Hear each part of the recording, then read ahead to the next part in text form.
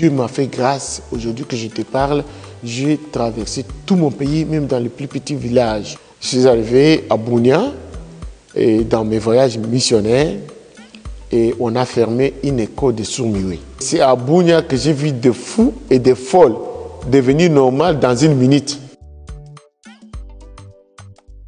Je m'appelle Kapepula Bakala. Et quand je suis né, ma mère m'a donné le nom de François.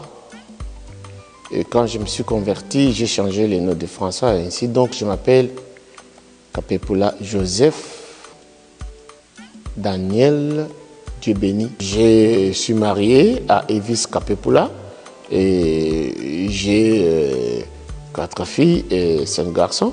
Je bénis le Seigneur. Je suis représentant du ministère Flamme et Fire. Nous avons l'église ici à Washington et nous avons nos représentations partout en Afrique et en Europe. Et nous faisons également, je suis représentant aussi de la communauté dans Advisory Group au niveau de Montgomery County et j'appartiens également à un groupe qui s'appelle National Prayer Breakfast ici aux États-Unis et à beaucoup de petits groupes comme ça. Mais sinon, mon ministère c'est Flamme Fire Ministries International. Donc dans ce ministère, on a beaucoup d'autres ministères qui sont sous et on a aussi des sympathisants. On a beaucoup des églises qui sont aussi en dessous de ce ministère Flamme et Fire Ministry qu'on trouve à Londres, qu'on trouve à Paris, qu'on trouve en Suisse, qu'on trouve partout en Europe, et Abidjan, Sénégal, Congo aussi et Guinée. Je me suis converti dans un appel que nous appelons une vocation de feu. Pendant que le réveil traversait le Congo à Kinshasa, c'est en ce moment-là que j'ai donné ma vie au Seigneur. Et mon appel s'est avéré très puissant parce que dès le début, on a appris le baptême d'eau, le Seigneur nous a baptisé Saint-Esprit et du feu. Et on a commencé à avoir des feedbacks, les témoignages des autres quand nous parlions, et c'était très puissant. Alors j'ai commencé des réunions de prière, et j'étais réputé comme quelqu'un qui conduit les gens dans les pays. Je faisais des veillées de prière avec tout le monde. Et c'était puissant au nom du Seigneur. Et après, il y a une flamme dans mon cœur de faire maintenant les missions. Et alors, j'ai fait tout mon pays, dans le plus petit recoin du pays. Et le ministère s'est beaucoup confirmé par les actes. Alors, un jour, je me retrouvais dans une des villes du Congo. Et il y avait toute une école de sourds-muets qui est tombé parce que tout le monde a entendu parler. Alors le Seigneur m'a dit, tu peux te multiplier. Pendant que tu fais ça ici, ça peut se faire ailleurs. Alors je suis rentré chez moi, à Kinshasa, pour commencer une école avec les jeunes gens, les renseigner et les transférer les grâces que nous avons reçues de la part de Dieu.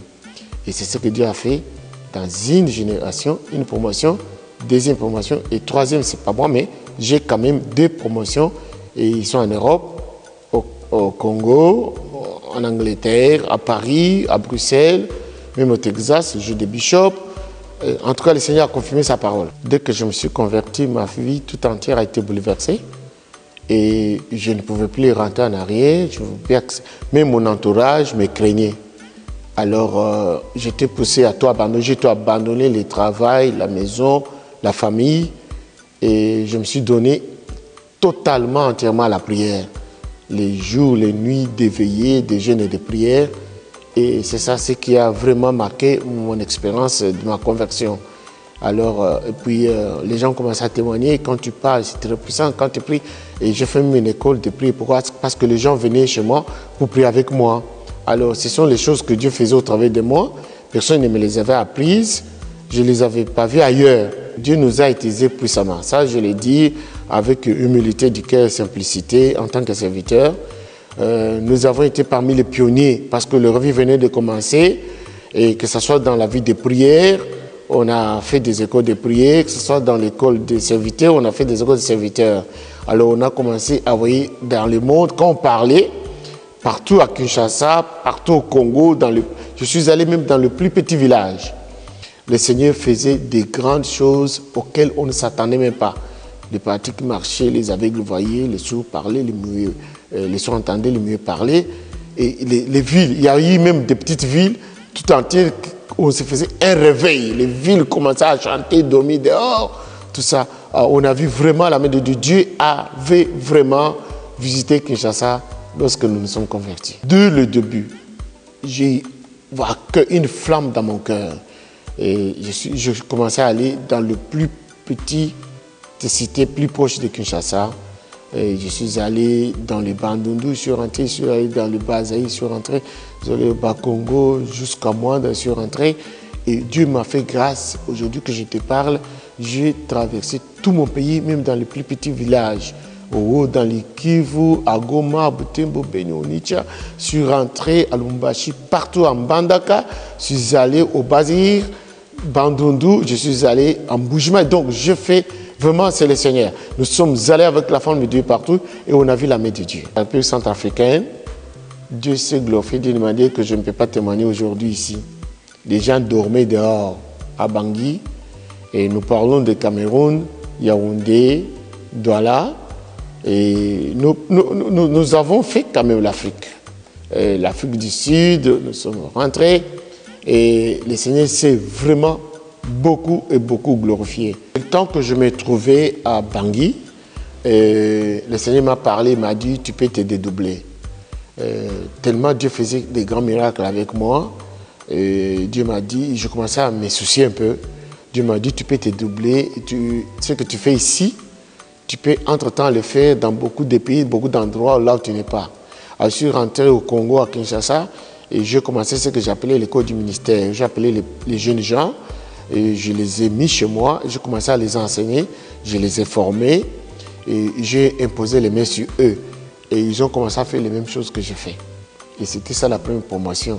Et c'est comme ça que mon nom a été connu, parce que maintenant j'ai une promotion que j'ai envoyée, et j'ai commencé la deuxième promotion. La deuxième promotion n'était pas pressée, j'ai fait 2 ans.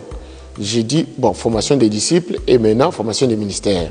Alors maintenant, tout cela, j'ai des gens de deuxième promotion à Toronto, à Montréal, au Canada, et j'ai des bishops au Texas, comme je parle là. Et si je peux citer, mais peut-être Meller, non, je ne sais pas si c'est permis. J'ai Bishop Élysée au Texas, et puis j'ai le représentant de Flaming, parce que mon ministère c'est Flaming. Les gens qui sont formés, ils font leur ministère dedans, ils font les églises. Maintenant, le représentant de Flaming en Europe, c'est Dr Samuel Wabantou, qui est à Paris. Et nous avons des assemblées, le ministère à Londres, à Bruxelles. Et je suis allé même installer les choses en Hongrie. Et le Seigneur continue à se glorifier. Là, nous avons nos représentations et nos églises à Abidjan et au Sénégal à Dakar. Abidjan, donc Côte d'Ivoire, Sénégal à Dakar. Et puis en Guinée, nous commençons maintenant. Mais les Congo et les autres, Dieu nous les a donnés. Je suis considéré comme un patriarche chez moi. Alors, nous sommes parmi les pionniers. Nous ne l'avons pas demandé. C'est Dieu qui nous a fait comme ça. Alors, beaucoup de gens ont commencé à nous suivre. Et beaucoup de gens se sont affiliés à nous. Même pendant que je te parle là, il y a beaucoup de gens qui se réclament de mon nom. Même ceux qui sont passés seulement par notre église. Mais arrivé aux États-Unis, je travaille avec National Prayer Breakfast. Je travaille aussi avec quelques églises américaines. Et il y en a d'autres en Californie et qui ont accepté de travailler sous notre égide. Donc, nous avons beaucoup de gens qui travaillent avec nous, que ce soit à Bruxelles, que ce soit à Paris, que ce soit en Hongrie, et que ce soit à Londres, que ce soit ici même au Texas et en Caroline du Nord. Dieu est avec nous, il travaille avec nous. Nous avons beaucoup d'églises qui sont affiliées, à part les églises de nos fils que nous avons mis à travers le Saint-Esprit, mais il y a les sympathisants qui veulent bien travailler avec nous, sont très nombreux. Les premiers témoignages qui m'ont marqué, d'abord, c'est ma propre conversion. Et je suis né d'une famille catholique. Ma mère est très catholique dévouée. Et quand je me suis converti, mes parents n'ont pas cru à ma conversion. Et ça m'a pris au moins 1 année, 6 mois pour que les gens acceptent. Nous sommes informés pendant des mois et des jours, des semaines pour prier. Alors pendant ce temps, il y a eu des sorciers qui sont venus confesser. Et nous avons prié pour eux et Jésus les a délivrés. Ils sont devenus normaux. Mais les temps qui me marquent beaucoup plus pour les miracles, il y a 2 points. Je parle beaucoup plus de Bunia comme le summum, le point le plus culminant de mon ministère. Je suis arrivé à Bunia et dans mes voyages missionnaires et on a fermé une école de sourds-muets. Ils ont parlé, entendu. Et c'est à Bunia que j'ai vu de mes propres yeux crippled, un extropié, quelqu'un qui n'a pas réellement des jambes très faibles, se lever marcher. Et c'est à Bunia que j'ai vu des fous et des folles devenir normales dans une minute, comme nous parlons avec toi. En tout cas, là j'ai vu ça et j'ai vu le Seigneur faire ça, donc je ne peux pas mentir. Et ça m'a beaucoup marqué. Bunia m'a beaucoup marqué parce que j'ai vu les choses que je n'avais jamais vues. J'ai vu des sorciers dans une croisade. Beaucoup de sorciers témoigner à haute voix et être convertis et être délivrés. Parce que moi-même, je ne croyais pas que ça peut se faire ça dans une croisade. Je croyais qu'il faut faire la cure d'âme, il faut les ramener, ça prend des semaines, des jours, des jeûnes. Mais Dieu m'a montré un miracle à Kindu, où j'ai vu les sorciers se convertir, être délivrés dans une croisade. Et à Bunia, c'était le summum de mon ministère. Vraiment, Dieu m'a marqué par deux grandes. Et à Bangui, n'en parlons pas. Kinshasa, déjà en Afrique, j'ai eu 3 promotions. Une promotion, 2 promotions, 3 promotions. Et quand je suis arrivé aux États-Unis, j'ai fait une promotion. Et dans cette promotion des États-Unis, j'ai au moins plus de 7 à 8 pasteurs évangélistes. J'ai des pasteurs en Caroline du Nord, j'ai des pasteurs au Texas, et j'ai des pasteurs ici sur place, et ceux qui sont partis d'ici jusqu'au Canada, et j'ai des ministres de Dieu qui sont restés avec moi ici. J'ai le pasteur Joshua avec moi ici, pasteur Jean-Pierre avec moi ici, et ministre Elisabeth avec moi ici. Et nous avons fait l'école, nous avons formé, et nous avons imposé les mains, nous avons fait les transferts de grâce, et nous avons également communiqué l'onction de Dieu, et nous avons aussi fait la formation, et nous avons donné les diplômes. Là, nous sommes en train de faire, pour une formation, nous avons fait maintenant une école de serviteur et une pastorale. Avec serviteur de Dieu, nous allons bientôt terminer, et les gens vont avoir les crédits, c'est-à-dire que quand tu reçois les diplômes dans notre école, tu es comme tu es sorti de Breakthrough Bible College de Washington, avec qui je travaille parce qu'ils ont les crédits avec l'État américain. Comme ça, quand vous sortez, vous avez un diplôme accrédité dans toutes les universités bibliques ou non bibliques aux États-Unis. Les ministères forment des serviteurs et des ministères puissants, et les autres produisent des églises, mais sont indépendants, mais dépendent de nous seulement dans la paternité spirituelle. Dieu nous a fait grâce depuis le début de notre ministère ici aux États-Unis. Nous avons un couple guinéen qui s'est beaucoup donné au Seigneur, mais qui n'avaient jamais d'enfants. Ils sont venus, on a prié, ils ont vu les miracles, ils ont eu d'enfants. Et le premier enfant était une fille, ils ont donné le nom à leur grande sœur qui est la première dame de Guinée Conakry. Dieu m'a fait grâce un jour de prier pour un monsieur au Congo-Brazzaville. Et je lui ai dit que tu vas être ministre. Et il est devenu ministre dans le gouvernement. Et un jour, dans cette salle où tu es, j'ai prié pour un fonctionnaire de la Banque mondiale. Je lui ai dit que tu vas être président dans ton pays. Et il est devenu président Bénin. Il s'appelle Yahi Boni. Dieu nous a donné cette grâce, cette fonction de poser aux gens les mains et de les élever. Bon, mais la première dame, je l'ai connue, elle était la première dame et elle croyait déjà en Jésus. Il nous honore, elle est ici, quand elle vient, toute l'ambassade, tout le monde est là. Et puis, elle nous honore partout et nous aussi, nous allons aussi l'honorer. Et c'est avec elle, parce qu'elle est chrétienne, et puis le pays où elle habite, de la présidence jusqu'en bas, c'est musulman. Alors nous demandons vraiment la prière et nous allons descendre là-bas parce que Dieu lui a fait cette grâce d'être chrétienne dans un pays musulman. Mon souhait, c'est que les peuples de Dieu puissent chercher réellement Dieu, connaître Dieu et la puissance de sa résurrection de Jésus, fuir le mal et prier sans cesse. On ne peut pas avancer dans les choses de Dieu sans marcher dans la sanctification et sans chercher Dieu avec un désir ardent, une grande soif. Jeûner et prier. Nous sommes dans un pays qui nous donne la faiblesse et les gens ne cherchent pas réellement Dieu, ils n'ont pas ce désir-là. Mais en tout cas, nous avons le devoir de le chercher et de réveiller tout le monde et dire que nous devons réellement chercher Dieu.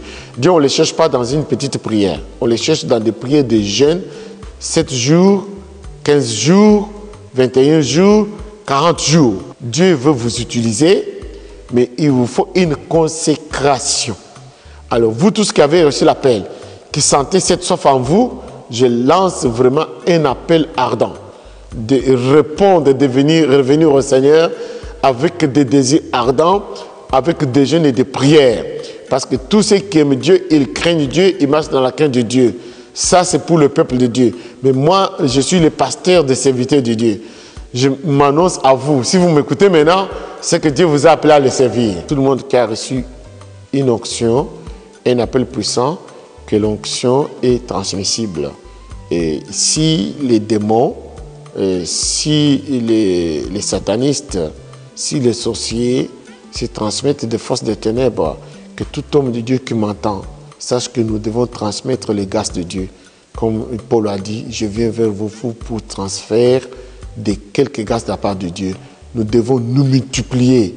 Le monde est très grand, ce sont d'être égoïstes, ce sont de nous battre entre nous parce que nous avons un grand terrain. Cherchons Dieu, épanouissons-nous le plus possible.